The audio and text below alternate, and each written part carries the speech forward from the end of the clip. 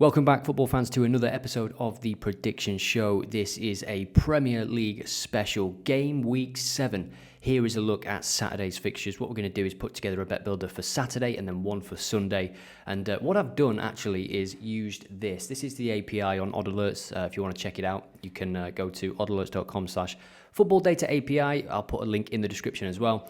And you can see here I am requesting the last 10 games for all Premier League teams across all competitions, competitive competitions. So bear that in mind when I go through some of the data, some of the insights that I've found during my research this morning. And yesterday's video was absolutely sensational, not just because you smashed the 500 like target, but in terms of the reach as well. It's the best performing video in a short space of time by some distance, over 5,000 views in 24 hours. And for context, these videos that I put out at the weekend usually do around 3,000 views across the whole weekend. So, and not just the performance on YouTube, but the performance in general as well. We had 2 winners, 2 bet slips. It took us 24 minutes to get there, didn't it? Putting them together, but you get out what you put in if you are quite disciplined and you take your time to do the research.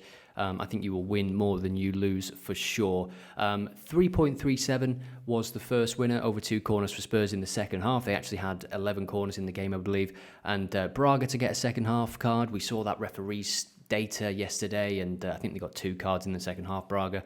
And Riga's, what a performance, 2-2 against Galatasaray. Nobody gave them a chance. There is a big gulf in class between the 2 teams and the 2 divisions, more importantly. But as I said yesterday on yesterday's video, you just never know with a home team that plays like that. They are a confident bunch. And as we saw with Galatasaray's away record, BTTS lands an awful lot. And the second winner came from the Manchester United game, 3.4. Rashford shot on target, Nico Gonzalez foul. Over 1 card for Manchester United, thanks Bruno Fernandes. Captain fantastic once more. 2 red cards in 2 games. Yes, one was rescinded. That was difficult to say. And a goal for Porto. We talked again on the video about lowering the risk. And as it happened, it was 3-3. So BTTS would have flown in as well in the first, 30 minutes or something. But regardless, if you went for BTTS and got odds of 4.1, I think it was, well done to you. I'm more than happy with this. Leads me to a couple of comments, actually. I got a comment on X and a comment on YouTube. One comment, and I don't address this just to fire back, but to actually try and just educate on what I want to do on the channel. One comment said, why are the odds so low? And 3.4, I have to say, that's not low odds to me. 3.4 as probability is 29%, so just under 30%. If you believe they're low odds, then I don't know what to tell you. And the second comment was why the video is so long. Just post the slips, like just basically spoon feed us slips. And the first thing is that the video would be like 10 seconds long. What's the point in that? And the second thing is I enjoy the research, I enjoy digging into the data, and that's who the videos are for. The people that also enjoy that side of it and also want to learn. Rant over. We start with Crystal Palace, Liverpool across those last 10 games that I was looking at on the API, dominating on goal difference, 20 plus, top of the pile. They've also won 9 of the last 10 games, many people making them favourites for the title in this Rodri-less season for Manchester City. Crystal Palace not in the best of form as well. In terms of goals scored, Chelsea actually have scored more than anyone else across this period, 27, including 4 last night in the Europa League. As we've seen in the past and as we'll see when we look at Sunday's games, they are still conceding goals. So what we'll do is put together a bet builder for Saturday's games and then one for Sunday's games. And let me know in the comments what you think is going to happen in these games. If you've got an angle, an idea, a prediction, let us all know. Yesterday's comments were absolutely fantastic for that. Plenty of good predictions in there, plenty of winning predictions in the comments as well. So keep them coming. So for West Ham, they actually rank 3rd in terms of fouls drawn. So that's an angle to look at potentially. And for Ipswich, 6 of the last 10 games have ended in a draw. Onto the Etihad, where Fulham have the daunting task this week of playing Manchester City, basically. In the last 10 games, no team has taken more shots on average than Man City. 20.8 shots, pretty good. But what makes it even better although the odds are going to be terrible anyway, is that no team has faced more shots in the last 10 than Fulham, 15.8 per game. We will take a look at the odds for that game, but extracting value from City games is getting more difficult by the week, although we did have score and assist for Foden in the week, which came in. Arsenal, Southampton, this is an interesting one. I mentioned fouls before. In terms of fouls committed this time, Southampton are top of the pile, and now they're going to be playing against Saka, against Martinelli, against Trossard. Good luck. Brentford versus Wolves is an interesting one for Brentford. 8 of the last 10 games have ended with BTTS landing, and for Wolves, they're in a bit of a sticky place at the minute. Sticky place? They're in a bit of a bad place at the minute. 1 win in the last 10 games, but more importantly and more worryingly for Gary O'Neill, negative 13 goal difference. Now, what I will say and what should be noted is that they've had a very tough opening set of fixtures. Reminds me of Bournemouth last year, who we'll get onto in a moment.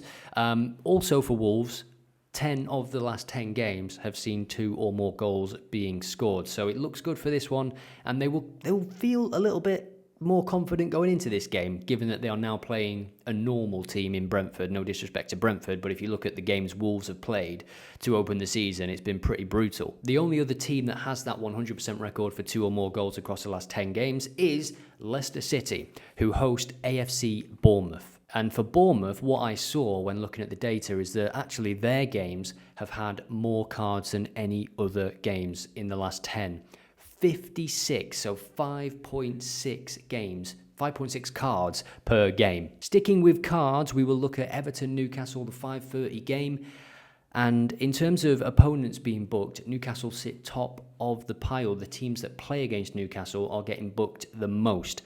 On the flip side of that, Everton sit bottom of that table. So how many bookings will Everton get in that game? Let's take all of the data we've just talked about from the last 10 and jump to Bet365, take a look at some odds, and then also jump back, look at some data, have a little, just do this for a minute. So Southampton away at Arsenal. We saw that they conceded 2 goals to Leicester, didn't we? But that performance against PSG, very controlled, very professional, and I'm sure Saka will be okay. He did get a few kicks from Conor McGregor. I don't know if you saw that, but I'm sure he'll be fit to start this one. So in terms of cards for Southampton, we saw that they are fouling more than any other team, and the way they like to play, they like to have the ball, so do Arsenal.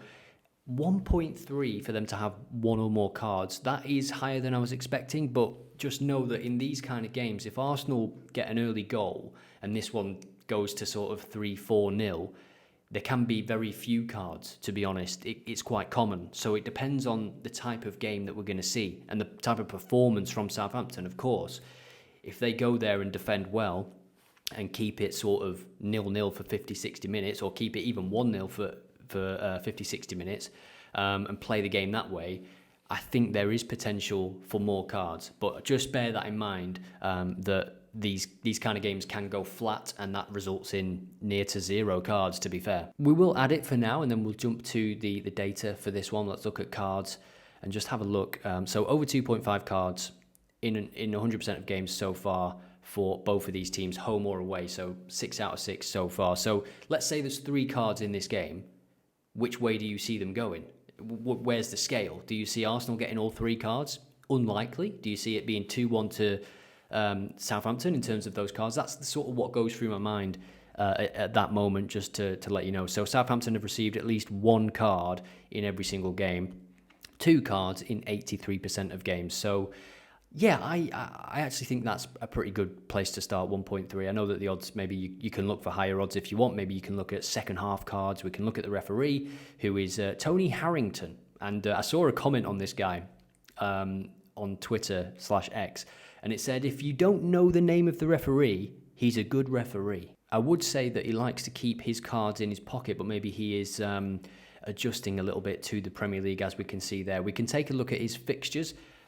In all games, let's look at the combined form. We can see 5 in the Liverpool-Bournemouth game, 3, 10 and a red card, Burnley-Blackburn. That's a big derby, isn't it? There was a blank there, Newcastle-Brest. So yeah, you can look at the referee fixtures like this. So 1.3, this is our Saturday treble that we're going to do here. Now let's take a look at some other odds from some other games, and we'll do this again. We'll jump back and forth between the data and the odds. And whilst we do that, whilst we check out another game, I just want to say thanks again for the support on yesterday's video and for Odd Alerts in general. Thanks to everybody that's checked out the site and signed up to Pro. If you want to use quick filters and foul alerts and player alerts, dropping odds, Pinnacle dropping odds, tennis bots, and there's a lot to it now. So Leicester Bournemouth, let's take a look at that one. So when we look at that last 10 and we exclude friendlies, which are those green ones there, Bournemouth have won just 2 of the last 10 games, and they've had some tough games. West Ham away, they played Newcastle, they played Chelsea, and then Liverpool, and then they beat Southampton. But when you look at that and see that they've only beat Everton and Southampton, it gives a bit of a different picture, doesn't it? Away from home, just 2 victories since March. And again, when you look at the teams that they beat, Burnley, Wolves, and Everton, it paints a different picture. But when you watch them, they are an exciting team. They are a good team. They are a well-coached team. I don't think they'll be in any danger this season of getting relegated. And despite only 2 victories in this period, there is only 3 defeats as well, which are Liverpool, Chelsea and West Ham. So there is 2 ways to look at that, of course. For Leicester City, this is how they've started the season. They are still looking for their first victory. They scored twice away at Arsenal, although I will say those goals, set piece and then a wonder goal for James Justin. And can they score here? Will they score here? We saw the data before about over 1.5 goals. Let's have a look at that, shall we? We can see 1.2, a little bit too low for my liking. I do believe Bournemouth will score in this game. And I think if we look at the home form for Leicester, these are the games that they're massive. If you're coming up, when Blackpool came up, any team that comes up to the Premier League that is just desperate to stay in the Premier League, these games, they are your cup finals. You don't expect to beat Spurs or Liverpool, Chelsea, whatever. These games, you need to pick up points. If you don't, as Steve Cooper knows from his time at Forest, you won't last long. So they've only lost once at home this season. They drew with Spurs, of course, and then they drew with Everton as well. They are the sort of games that you need to be turning into victories. Lost 2-1, but they've scored in every game, which is a decent sign. So I'm gravitating towards BTTS here. Let me know what you think about that one. 1.57, the odds are quite low. We can take a look at the probability model to see what the difference is there. Implied odds 1.61, so it is negative value slightly. I'm going to add this one, but we'll leave it on hold, shall we say. We can cancel it off later if we find some better options in other games. Let me know what you think about this game, where your head is at. So Brentford have this remarkable record, a Premier League record of scoring in the first minute. Is it 3 games in a row now? And they are 7s to be winning after 10 minutes. I'm not suggesting it for the treble, of course, but as a single for fun, it might be quite interesting. What we could look at is a first half goal in this game, although I don't like to do anything that could potentially ruin the bet after 45 minutes. I like to have ones that can always stand a chance across the whole game, 1.33 given their recent data, that's understandable. If we look at the total game, over 1.5 goals is 1.25. And when you watch Wolves against Liverpool last week, they were not bad at all. They've got some very good players actually that can play through you. And Brentford conceding at the moment for fun in every game so far in the Premier League, and of course BTTS landing in 8 of the last 10 games. Do we go over 2.5 goals or do you go BTTS? We'll add this to the mix. And what I'm going to do for this video a bit differently, I'm going to add things to the mix and then potentially take them off at a later date. So based on all the stats we've looked at, and we've looked at Leicester, Bournemouth, Man City, Fulham. Let's see if there is any value to be had here. So looking at the Man City game, we saw that they are averaging more shots per game than any other team. It was 20.8, wasn't it? Now 20.5, 2.5. Let's go and look at Man City's data for the shots. So this is the shot count for Man City across the recent games. 28 against Slovan Bratislava. That was an away game as well, of course. Different quality of opposition now in Fulham. Newcastle 16 shots, 24, 33, 22, 18, 23. So it's an interesting one, isn't it? Newcastle, if you look at the home games only, 24, 33, 22, 18. So the lowest is 14 against Ipswich. That is the lowest in this Premier League season. They have had more than 13 shots in every game. And if we were to say 14, it is 1.22. It's not great, is it? The odds, if we were to go 16.5, let's add that and then we will, again, at the end of the bet slip, cull some of the options from it. I've just jumped back to the Brentford game because I remembered that Wolves have been fouled more than any other team, and they've got a great physical, technical midfield, and then they've got some tricky players on the wings as well. Nori loves to bomb forward and get fouled. Yeah, and obviously the big lad up top as well, he gets pushed around a bit sometimes. He commits fouls and he gives what he gets as well. 1.86, that's not the odds. This is what confuses me about Bet365 when you're putting together a bet builder. 1.86, what is that? Because it's not 1.86, is it, for Brentford to get a card? If I was to clear this, and then it's just confusing me. But if I add this, it goes to 5.51, and I guess it's 1.86 this BTTS and a card, but I wanted to look what the odds were as a single. Big win for Everton. They are hosting Newcastle. Big game for them. And I'm looking at fouls for Everton players because we know that Newcastle, in terms of the opponent cards, they are top of the pile for that one. Jared Brentwaite is back in training. He's 1.72. Potentially will come back into the team. Ashley Young is my pick if he plays 1.4 because he's up against Gordon and Barnes and whatnot. I don't see... Oh, there he is. Mikolenko, 1.61 would be an interesting one as well. And I actually am gravitating towards that just because I think if Daesh has got any sense, he might drop Ashley Young for this game. We'll go Mikolenko. We will go Mikolenko, and I quite like that already, to be honest. So this is the fivefold that we've got. And of course, I'm sure some of you will like the look of it on its own.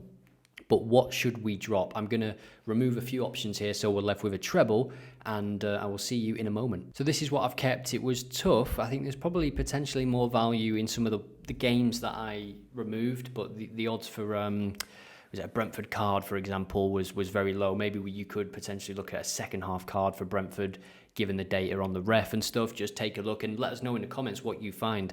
All the data that I've looked at for the cards, stats, referee and stuff, that's all open and free for everybody. You don't even have to have an account on OddAlerts to access that data. So this is where I've landed. 3.3. There was some options where I was contemplating having it as a fourfold with leaving the City shots on, but I'm just not. I'm always trying to remove a little bit of risk when I can. And look, City could win 4-0 and they have 34 shots again, but I'm happy to remove the risk and just enjoy watching that City game, to be honest, because Fulham, I believe, can cause them issues. So that is the first one. For the second one, we're going to take a look specifically at the Aston Villa game. So let's dig in. It sounded Scottish, didn't it? Let's dig into the Aston Villa game, shall we? Because Man United, Ten Hag is on the brink. And yeah, feel free to shop around for the best odds. I put them together on Bet365, but I will actually place the bet on Betfair. On to Sunday then. This is a long one, isn't it? And I'm sorry if it's too long for you. Let me know what you think in the comments. There's a happy medium, I get it. I'm not going to spoon feed people, but at the same time, you know, you've got stuff to do, haven't you? Bloody hell, it's like a movie watching this. Aston Villa Man United, that's going to be our feature game. We're going to look at that and put a bet builder together because the previous bet builder that we put together for Manchester United was so good. And we will take a look at Chelsea as well, or I'll just preview the game and give a prediction now. Chelsea have scored more goals than any other Premier League team across the last 10 games, and I expect them to win this game. I think they are a pretty good team, to be fair. They look more well organised this season. They've still got some issues at the back, but it is personal. It is mistakes that they are making, and it's not really down to the manager, I feel. The defenders, some of them I don't think are good enough. Simple as that. And of course, they have Cole Palmer. Brighton, Tottenham should be an interesting one. And I tell you what, for Brighton, Tottenham, I will do a separate bet builder, a separate video on Sunday if this video gets 1,000 likes. We're up in the game, we're up in the target, and I believe we can do it. Bristol City, Cardiff as well, a sort of derby. It is a derby, isn't it? They are pretty close. Aston Villa, Man United then, let's dig into that one. Rashford taken off at half-time, and what does that mean for the lineups? What does that mean for Rashford? If he kicks up a fuss after the game with Ten Hag, will he be omitted from the squad again? It seems like he was taken off because he's going to start this game away at Aston Villa. Man United, I believe, will play on the counter-attack. As I said about the Porto game, which was kind of true. Højlund with his pace, Rashford with his pace. And this is the start of the season for Aston Villa. It's very, very good. They've conceded in 3 of the last 5 games, but of course that amazing Champions League night against Bayern Munich. What a win. What a way to build confidence ahead of this game. Not that they need it. And Duran again, Duran, what a player, what a forward he is. There's got to be pressure on Emery to start him in some of these games. Let's take a look at the odds for this one. And just as we do, my research before found that there are 2 teams with 8 out of 10 games recently seeing 3 or more goals.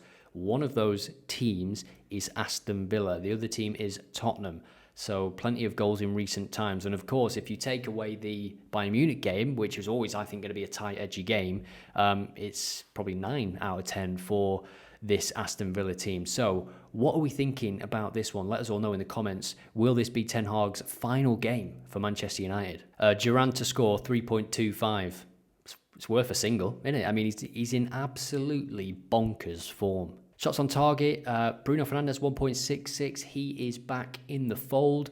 It's a very compact midfield for Aston Villa. Will he get the space that he requires? Shots on target are interesting for Man United because if they do counter, which I think it is possible against Aston Villa have wing-backs that like to fly forward.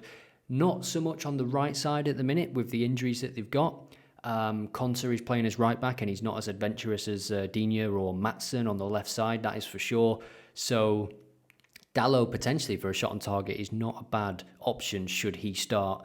Rashford you would expect to start, but I think from that left-hand side is where they could potentially counter more just because of the attacking threat of the wing-back there in Digne or Maatsen, whoever it is starts this game. It's going to be Digne, I would expect. Now, the odds are pretty terrible for the first market that I'm looking at, which is a goal in the second half because 1.16. We could go with Villa. I was looking at their home form and there's been a lot of goals in the second half. So a goal for Villa in the second half could be the base 1.53. Again, what I'm going to do, new kind of system strategy, is just add what I think and then take away. Seems to be a good option. And what are the odds for Villa? I didn't look at that actually, but I'm quite interested to see if we remove this one for a second. 2.2 for the win. Man United 3.1. So Villa to score in the second half 1.53. Let me know what you think about that one. Let's take a look at cards here and we'll see that 3 or more cards in every single game. Both teams have received a card in every single game. Both teams have seen their opponents receive a card in every single game. For Aston Villa, their opponents have received 2 or more cards in 83% and also 3 or more cards in 83% of Premier League games so far this season.